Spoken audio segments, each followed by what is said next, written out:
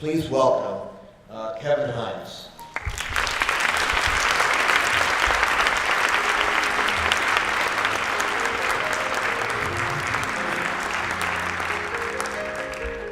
Are you okay? Is something wrong? Can I help you? Those were the only words that I desperately needed to hear as I stood atop the Golden Gate Bridge walkway, crying hysterically as people passed me by. I stood on that bridge not because I wanted to die. I never once wanted to take my life, but because of mental instability and severe epic emotional pain, I believed I had to die. I believed beyond a shadow of a doubt within this terrifying tunnel vision that I had no other option. You clearly know that something very unexpected happened when I went underneath that water so deep. You clearly know I opened my eyes. Why? Why out of the over 2,000 that have died at that bridge for now 80 years, up until 2018, why did I live? How did I live? But for the grace of God. Everyone has mental health. Every one of you in this room. Doesn't mean you all have a mental illness like I do.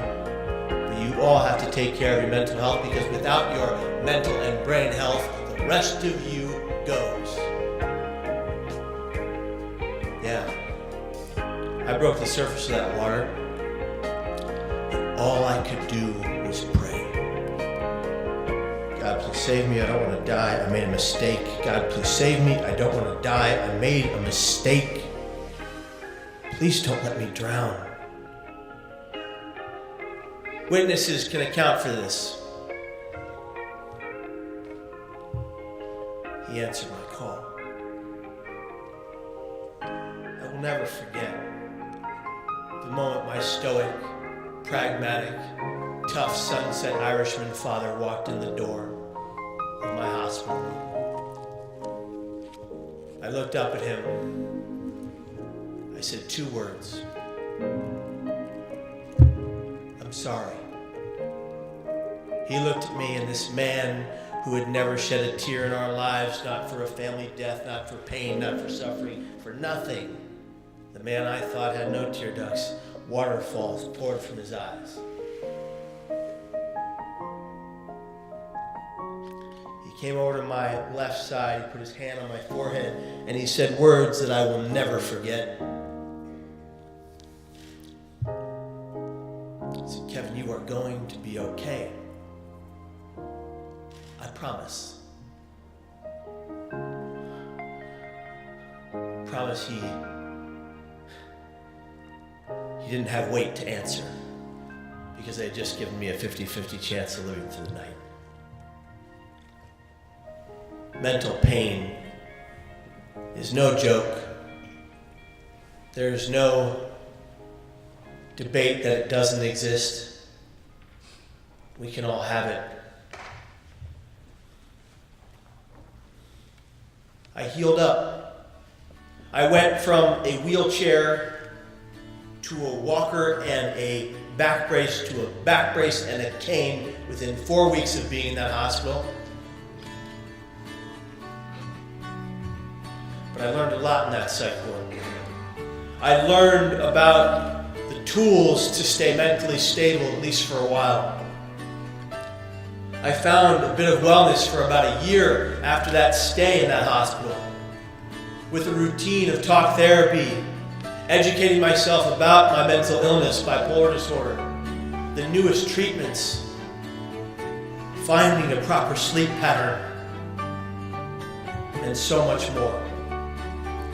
And within a year, riding on cloud 9 of feeling well, I said to myself as I was in San Jose State University, on a special admit, well, I guess I'm cured.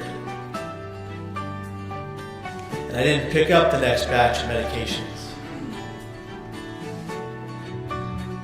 My vantage point is so filled with beauty. My water glass is not half full or half empty. It's toppling over because I get to be here every day where I shouldn't have gotten to be here every day. Where 2,000 have died, I lived. I will never take this blessed life for granted as long as I live.